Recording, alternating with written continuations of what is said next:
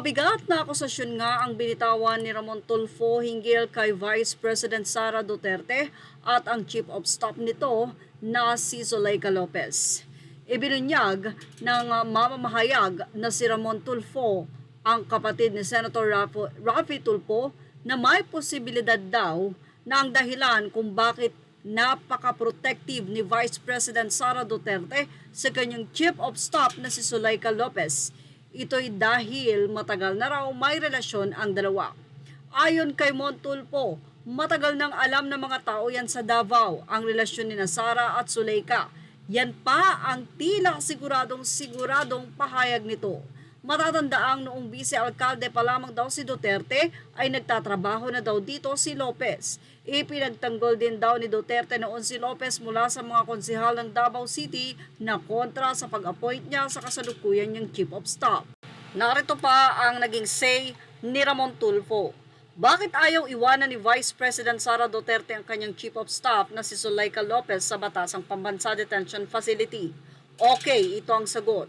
Si Sara at Zuleika ay matagal nang magkasintahan.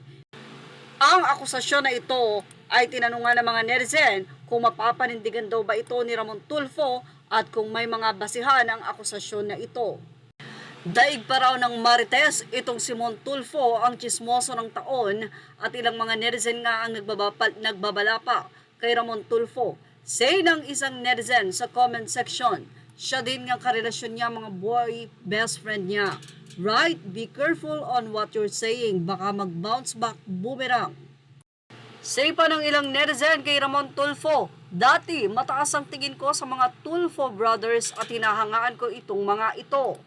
Subalit ngayon, kabaliktaran na ang tingin ko sa kanila.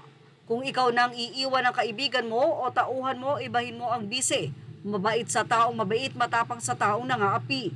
Hay nako, isa pa tong sausawero. Grabing damage talaga ang gagawin nila sa mga Duterte para mawala ng kredibilidad dahil alam nilang hindi sila mananalo against Duterte. Say naman ng isang netizen, proven, pamilyang ito sobrang obsessed at mahilig sa chismis. Tulfo, na nananalaytay sa iyo ang lahing chismoso. Say pa ng isang netizen, tama naman na hindi iwanan kasi alam mo naman ang panahon ngayon. Baka punta si attorney ng mga kalaban at baliktarin. Daka VP Sara, makatao ka talaga.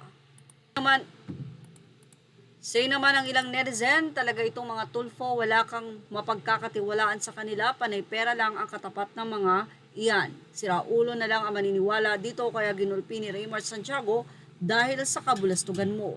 Lalaking Marites, makikisakay ka pa sa issue para mapag-usapan ka lang. Well, paturan kaya ito ni VP Sara Duterte? Abangan ang mga susunod na kabanata. Yan ang ating showbiz now update. Thank you for watching. Images are all credit to the rightful owners. Please like, share, and subscribe.